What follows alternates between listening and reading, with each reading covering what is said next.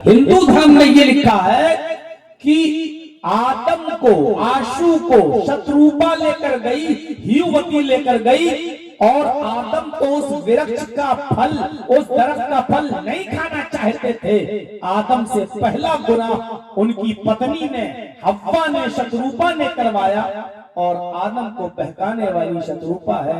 लिहाजा दुनिया में जब भी कोई शख्स, कोई व्यक्ति, कोई भी आदमी जब भी कोई गुनाह करेगा, कोई भी पाप करेगा, तो उस पाप का पहला गुनाह, पहला अजाब और पहला पाप औरत को पड़ेगा। यानी दुनिया में जितने गुनाह के काम होंगे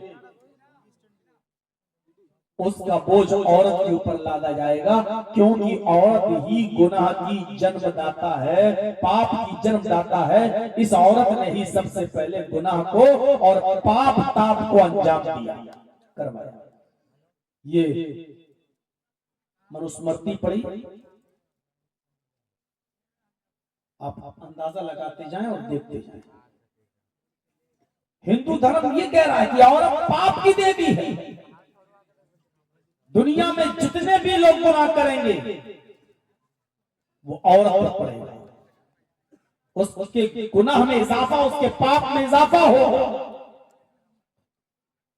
ये हिंदू धर्म है, औरत को पाप की देवी बताया गया। और बुद्धिज्म कहता है, गौतम बुद्ध के मानने वाले, बुद्धिज्म में लिखा हुआ है कि जो भी काम करो, तुम जो भी काम करो अपने घर में जाकर अपनी बीवी से, अपनी पत्नी से, अपने घर की औरत से मशवरा जरूर कर लो। जो भी काम करने जाओ उससे पहले घर की औरत से मशवरा करो। औरत तुम्हें जो भी मशवरा दे उसका उल्टा करो, क्योंकि औरत उल्टी खोपड़ी लेकर पैदा हुई है। ये बुद्धिज्म है। औरत कहे ये काम करो तो मत करो, औरत कहे ये काम मत करो तो करो, क्योंकि औरत उल्टी खोपड़ी लेकर पैदा हुई है। कोई काम करना है या नहीं करना है, उस काम को करने से पहले घर की औरत से परामर्श कर लो, मशवरा ले लो। अगर वो मशवरे में हाँ कहे तो उसका उल्टा करो, ना कहे तो उसका उल्टा करो। वो जो भी मशवरा दे उसका उल्टा करो, क्योंकि औरत उल्टी खोपड़ी लेकर पैदा हुई। मैंने आपके सामने यहूदियत रखी, मैंने आपके सामने ईसाईयत रखी, मैंने आपके सामने बुद्धिज्म रखा, मैंने आपके सामने हिंदू धर्म रखा और दिखाया कि क्या है औरत का सम्मान, क्या है इन धर्मों में औरत की इज्जत। आइए जरा इस्लाम को देख लीजिए, इस्लाम को देखिए, इस्लाम क्या कहता है। आदम अलैहिस्सलाम को जब शैतान ने बहकाया और हव्वा ने भी जोर लगाया कि ठीक है ये हमारा हमदर्द है, चलो इस दरख्त के फल को खा लेते हैं। आदम और हव्वा ने जैसे ही इस दरख्त के फल को खाया, जन्नती लिबास उनके जिस्म से उतर गया। वो दोनों बरहना हो गए, वो दोनों नंगे हो गए। आदम और हव्वा ने जन्नत के दरख्तों के बड़े बड़े पत्तों से अपने जिस्म को छिपाया। ये फितरत है इंसान की।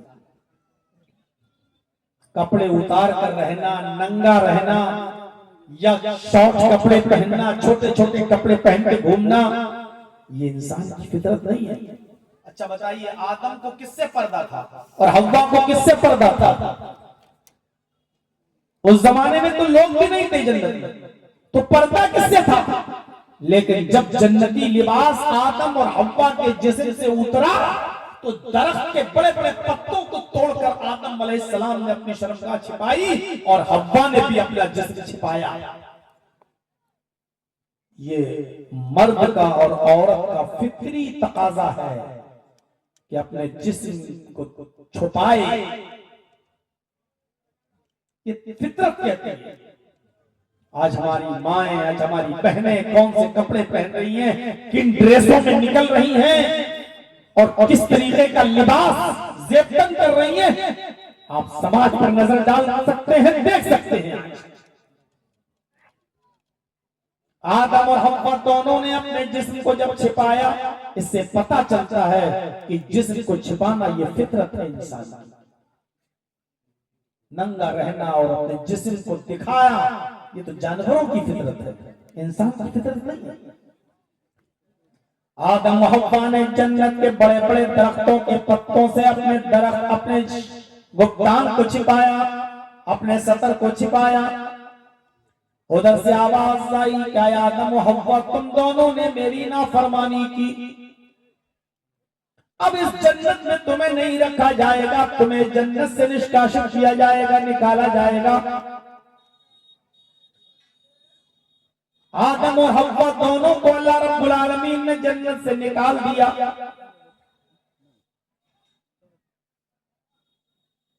आदम श्रीलंका में उतरे और हव्वा को जद्दा में। इन दोनों की मुलाकात भी एक लंबे अरसे के बाद होती है। आदम और हव्वा जब दोनों मिलते हैं, मुलाकात करते हैं, इस दुनिया में भेजे जाते हैं। तो इस दुनिया में आने के बाद आदम अलैहिस्सलातो वस्सलाम ने अपनी इस गलती की माफी अल्लाह रब्बुल आलमीन से जिन अल्फाज में की है, कुरान उनके उन अल्फाज को रिकॉर्ड करता है, बयान करता है। आदम अलैहिस्सलाम ने अपने रब से दरख्त का फल खा लेने की क्षमा मांगी, माफी मांगी, तो इन अल्फाजों में मांगी, रब्बना ज़लमना अनफुसना व इल्लम तग़फिर लना व तरहमना लनकूनन्न मिनल खासिरीन। आए हमारे रब, हम दोनों ने जुल्म किया है अपनी जान पर, अपने नफ्स पर। आदम अलैहिस्सलाम ये नहीं कह रहे हैं कि अल्लाह मैं तो नहीं चाह रहा था, मुझे मेरी बीवी लेकर गई। देख रहे हैं इस्लाम ने एक औरत को कितना मकाम दिया। आदम अलैहिस्सलाम ये कह सकते थे कि अल्लाह मैं तो नहीं जाना चाह रहा था, बीवी ने कह दिया चले जाओ खा लो, तो मैंने खा लिया, अरे अल्लाह जो सजा देना उसको नहीं।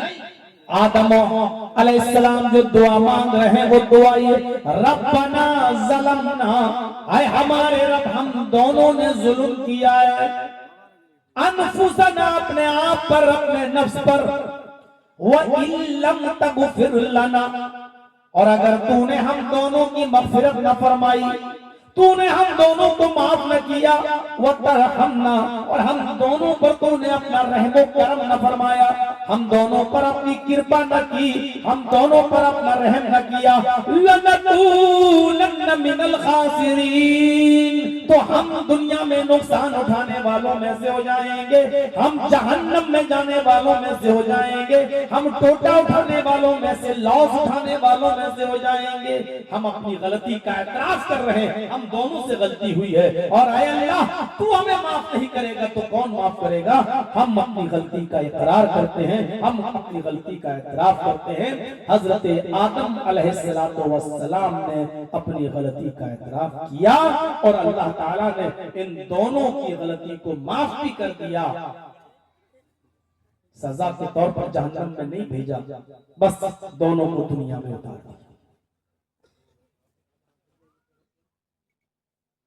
इस्लाम ये नहीं कहता है कि औरत की वजह से ये दुनिया बसी है और आदम औरत की वजह से निकाले गए, इसलिए औरत पर जुल्म करो। नहीं,